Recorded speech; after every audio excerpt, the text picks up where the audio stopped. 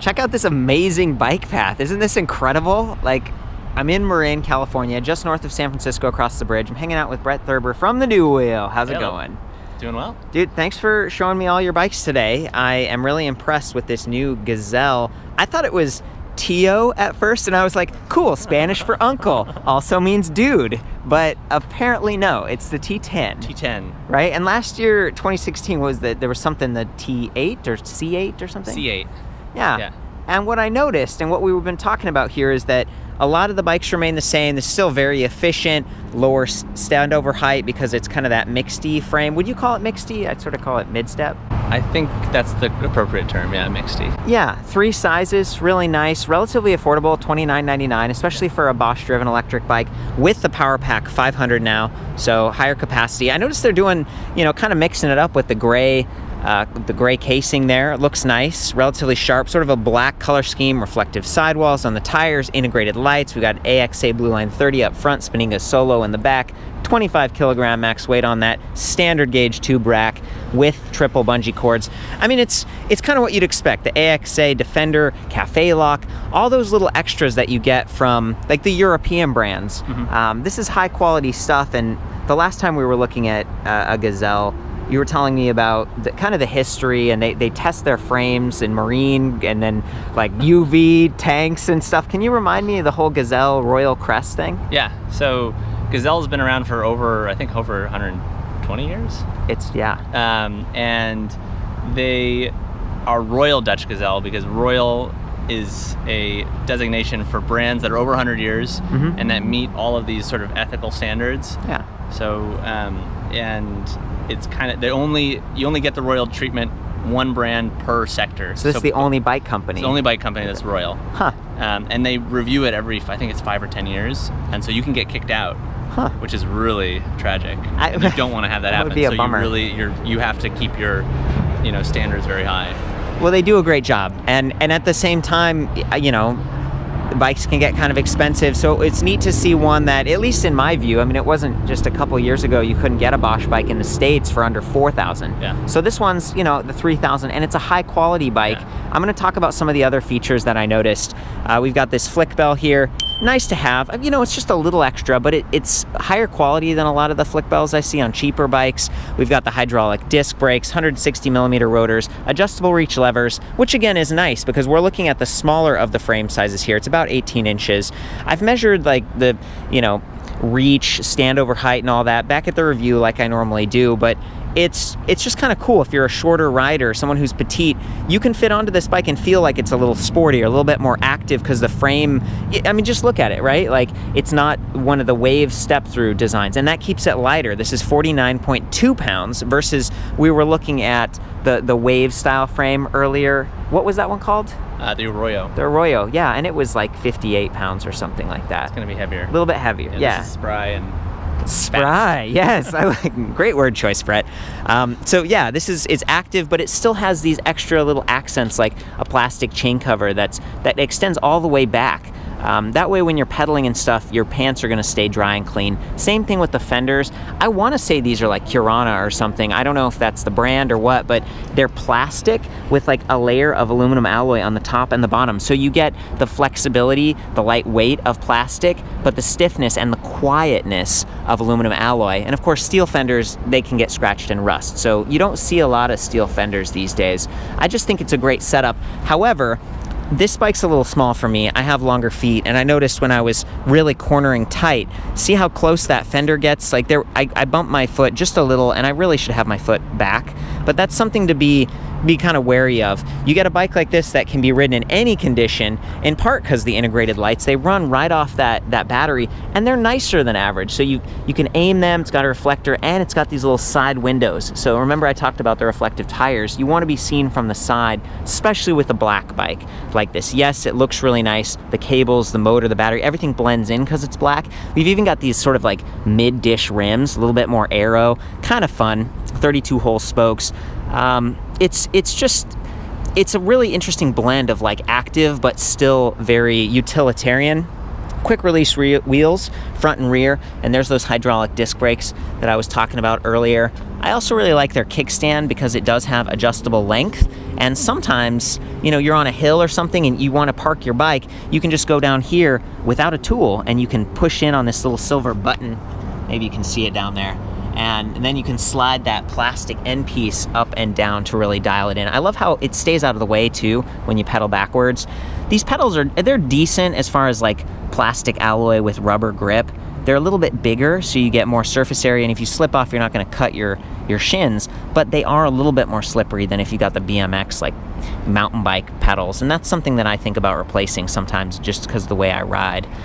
There's the frame lock, also known as the cafe lock. It uses the same key as the battery, and Brett, will you pull down on that? So I'm going to twist the key, and then see, he inserts that rod. Okay, so then you can take out that key and you could leave your bike at the cafe for a moment while you dash in and just, it's less likely that someone's gonna hop on and ride it away. Here's the Power Pack 500. So I insert the key, maybe I have it the right way. There we go. Insert the key, twist it, and yeah, go ahead, Brett. So see, there's enough clearance here that you can get it out, but that's part of the reason that this tube can't be even lower. Shimano has like a steps battery design that comes out from the side. Bosch was able to keep their batteries backwards compatible by keeping the exact same plastic casing. It looks pretty nice, and it even has that loop on top. This is 5.7 pounds. When you're carrying that around, this is one of the more expensive parts of the bike. 36 volts, 13.4 amp hours, so it's roughly 500 watt hours. Can be charged on or off the bike with the same charging port. You don't need like a little dongle or any adapters like some of the other bikes. Bosch just does an incredible job, and because of the positioning of that battery pack, along with the motor, the bike feels really stable and steady when you're riding. It's just like low center of gravity. That's what you want. So coming back to this bike, it's a little bit more active, flat bar, you know, even just the seat style, the Selle Royale, but it's just a little bit more active. However, one compromise they've made is the adjustable angle stem right here. So it's roughly like 110 millimeters. And at first you're thinking like, oh, there's only one bolt. And if you've ever ridden one of these bikes for a long time with the adjustable stems, the really cheap ones, they get loose, and that's no fun. You don't want to have an issue where your bars are rattling around. This one, when you take off this little plastic cap here, check it out. 2 bolts and then an adjuster bolt. So there's like three points of contact there, really sturdy. And that's what I mean. It's compact, it looks nice. When you dig into this bike, it's much higher quality than some of the other ones. We've got 5 spacers here, so you could raise or lower that stem if you wanted to. Part of the reason it's a bit lighter than the other one as well is you don't have a suspension fork. This is an alloy, just a rigid fork, but it's relatively clean, it's sleek, it's lightweight. The seat post is 27.2 millimeters in diameter, and that's one area that I would explore personally for improving comfort. You know, bring those handlebars up a little bit, maybe get a suspension seat post. Do you have any favorites, Brett? Like, what do you recommend to people who want to add some comfort? So first would be suspension seat post. Yeah. A body float or something. Body float, yeah. Second would be the grips. These are, I mean, the bike, it's really kind of a high performance feel. Yeah. And you're really connected to the road. But you may find that you want a little bit more padding on your hand for your hands. A little thicker. Thicker and with like a little bit of a palm support. Mm-hmm. That's easily done. So honestly, those two things can make all the difference. It's never going to be as cush as like a Arroyo, you know, like, but that's not what it's supposed to be. Exactly. And depending on where you ride, I mean, this path is really smooth and it feels great, and you get efficiency because there's no bobbing and it's lighter. Yeah. Also, I noticed that these tires, so these are e-bike specific tires. These are the Schwalbe Energizer Plus, and I believe Energizers, that means like kind of electric bike specific. They have Performance Line Green Guard, so that's puncture protection, and they have a pretty broad PSI rating. It's like 55 to 85 PSI. So you could take it down a little bit if you wanted to soften the ride. Is that right? You sacrifice a little bit of efficiency. Based on your weight. You know, you don't want to do too low if you're a heavier rider. Okay. But to get pinch flats that way, right? You could, yeah. Okay. But no, totally. Run at a lower tire pressure and you'll just have more sweet comfort. The measurement on these, by the way, I believe it's 28 by 1.4, so it's kind of the 700 by 35C hybrid tread. Schwalbe makes great stuff, and especially when you've got that puncture protection. That's something I think about. I've purposefully, well, here, let's finish up. We got the rack, 25 kilogram max weight. I think I mentioned it earlier. The big difference for this 2017 model versus 2016 it doesn't have to do with grips or any of these other, that's all roughly the same. Tell me about this. Tell me about the drivetrain, Brett. So our number one complaint on this bike, what we liked was it's lightweight, it's nimble, it's really fun to ride. Our complaint was the internally geared hub on this bike, it just didn't quite match the way that you ride this bike. Internally geared hubs are really awesome for like a more leisurely paced bike. Yeah. That you're more set back and upright. But for a sporty bike like this, you want to be able to shift really quickly between the gears, and you want instantaneous performance. And even lighter, because internally geared hubs tend to be a little heavier. Heavier, yeah, exactly. So lighter too. And so that was our feedback. That and the tires last year were not quite as good. So those two things, and they listened, and now we have the T10, which is like, you know, besides the upgraded battery, that is, when you ride it, it's like, it's really good. So let's get closer on this thing. So we're talking about the Shimano Dior. This is a 10 sprocket drivetrain. I believe it's 12 to, I don't know, 20. 11 to 28. 11 to 28, yeah. That's great. You've got a number of different gears, and they're close enough that you can dial this in and ride on those lower assist levels and really go further. I categorize this as an urban commuter, but also potentially a touring bike. I mean, if you imagine having some bags or racks or something like that, how do you think it would hold up? And with touring, do you want more comfort, or what's the... You probably want a little bit more comfort. I mean, this is the ultimate, you know, city bike, I think. CityZen. CityZen. Right? It's like, you know, it's narrow. You can zip around things. You can get through doorways really easily. Through car. Yeah, that's a great point, Brett. These are even narrower than the Arroyo we were looking at before. Yeah, and it lends the sort of quick handling ride feel. It's lightweight. You can bring it up to your apartment, or, you know, just easy maneuverability. So nice. I appreciate that. And durable, actually. The one other thing I wanted to just mention is the rims on these. These are these deep V rims. That's all about durability.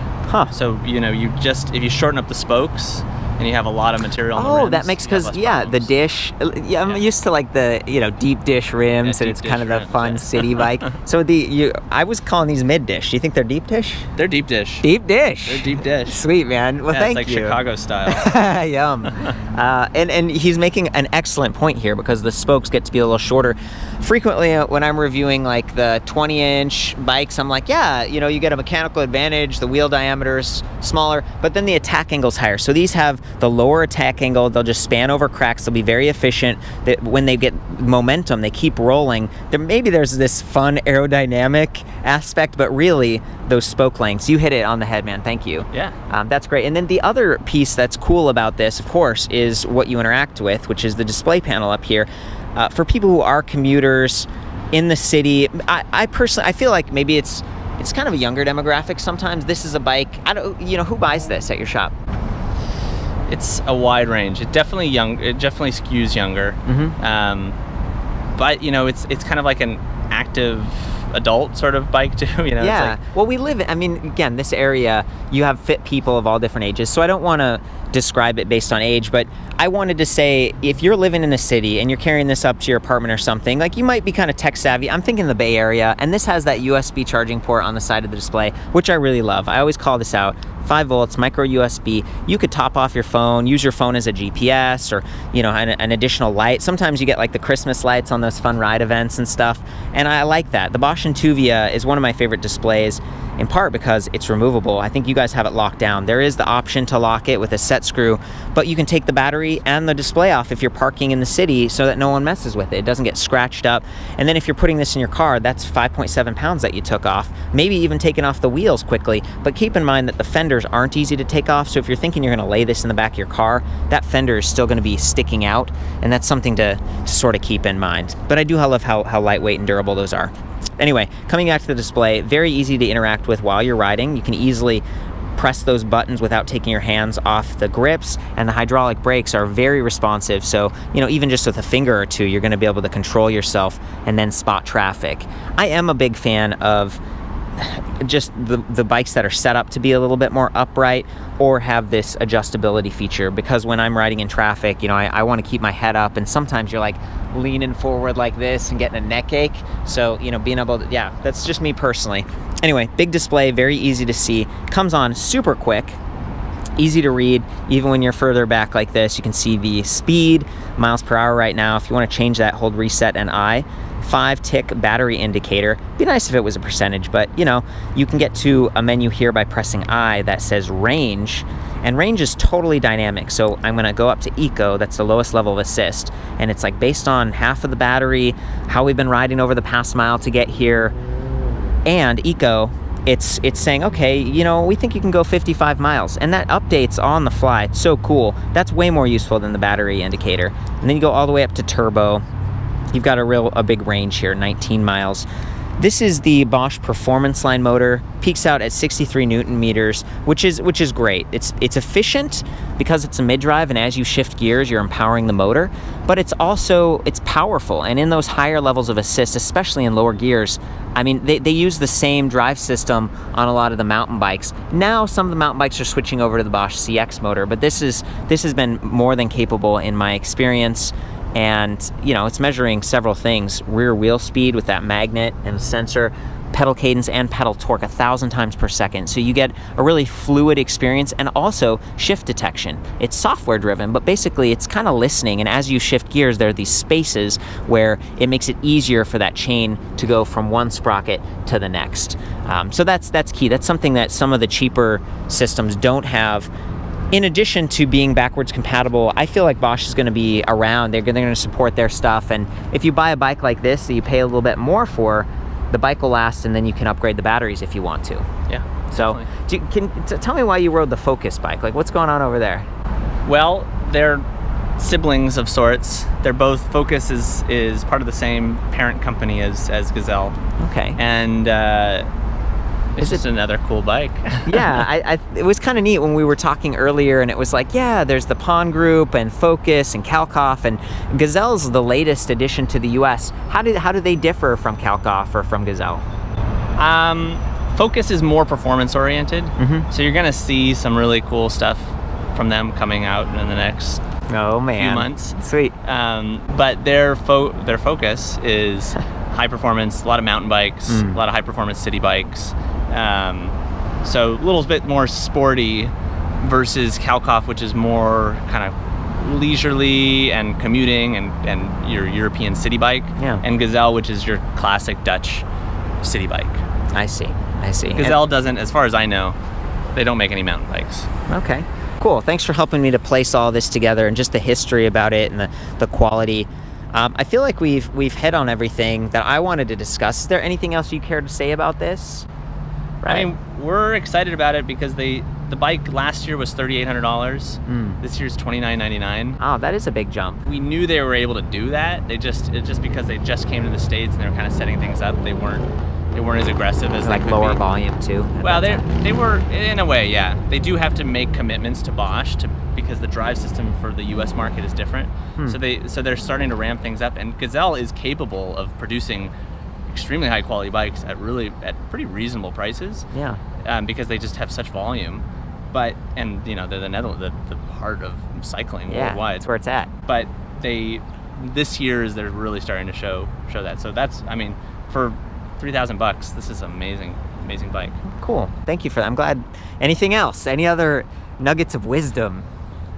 Yeah, come and do a test ride at your local dealer. Do a test ride, right. And of course, you know, we're just down the street from the New Wheel. Their shop in Marin opened how long ago? We opened last year in July. Last year. It's pretty incredible. We're going to do like a tour of the shop and stuff, but it's nice when you can actually get out there and ride on some trails and go up some hills and stuff when you're testing a bike. This is the charger, 4 amps, relatively portable, 1.7 pounds, and that's the interface. It's proprietary, so it won't accidentally get bent or kind of mixed up, plugged in upside down and create a problem.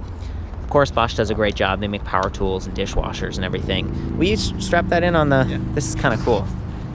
Putting that bungee to work. Love it. High five.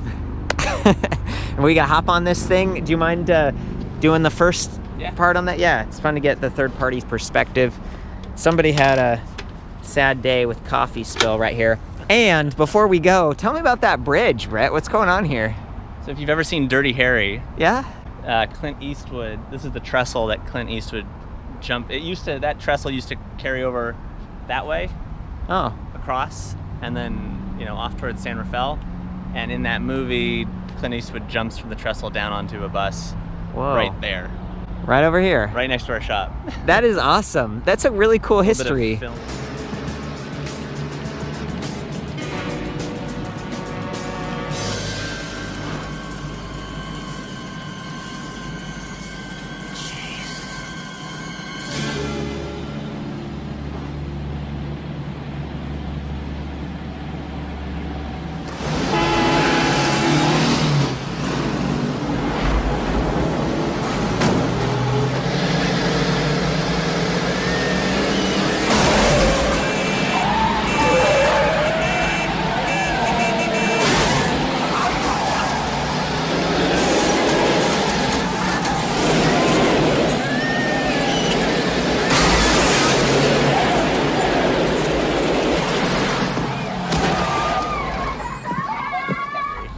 fun. So we're gonna try to repeat the feat today. You're gonna hop down on the bus with the e-bike.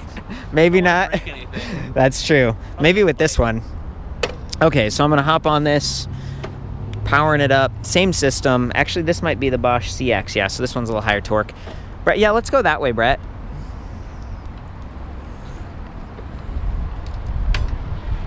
And Brett's super tall, so this is like maybe not the right size. I'm gonna go ahead of you real quick here.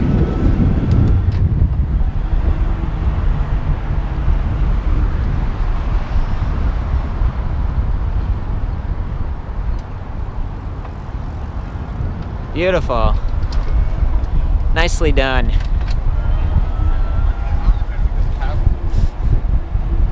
People always ask about hills and stuff. Do you have any tips about climbing and just in general how the Bosch system performs? There's not a hill you can't climb, really. It only depends on the gears on the bike. Yeah. So it's not about the motor torque, even the active line motor, honestly. Yeah. As long as you have a low enough gear to get into, you might not climb as fast as on the performance line, but you'll climb and you'll have an easy time of it. I think it's great because it's measuring torque. As long as you shift down to a lower gear, even if you're stopped on a hill, as soon as you give it a little bit of effort, it kicks in pretty quickly. That's the beauty of the mid-drive is, low enough gear and it can spin up anything. Cool. If you have to really huff and puff, then you're doing something wrong. Yeah, and there is the shift recommendation thing here. So there's these little arrows. You might be able to see them faintly in the background, but they tell you to shift up or shift down if you're not getting it because they're trying to help you make the motor have an easier time. There's a light button, so you press that and turns on both of those lights. Again, I just love how they're integrated, and there's a little power meter over here, the buttons. You get it. Let's do this. Okay, I'm gonna start out in turbo mode. You can't actually see the chainring spinning, but it spins at 2.5 revolutions for every crank arm revolution. And I think that gives the motor maybe like a mechanical advantage because it's higher RPM. Bosch also told me it helps to really grab the chain so you don't have slip happening. It seems to work well enough. Here we go.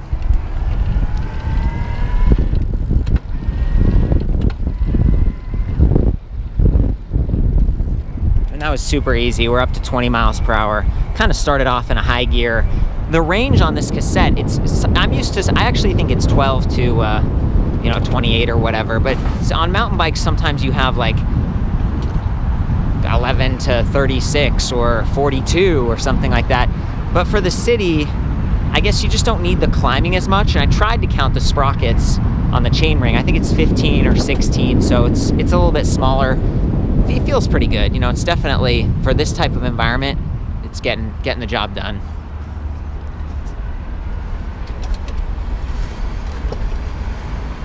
Check this out, bicycle roundabout.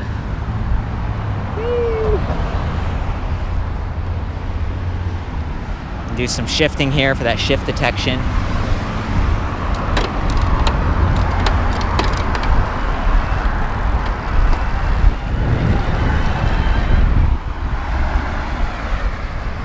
Pretty nice.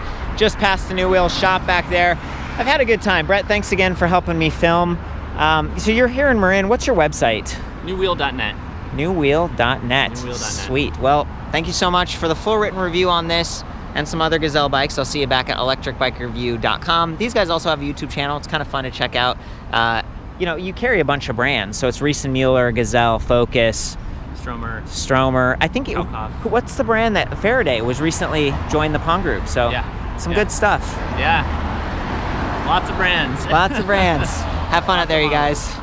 Drive safe. Ride safe.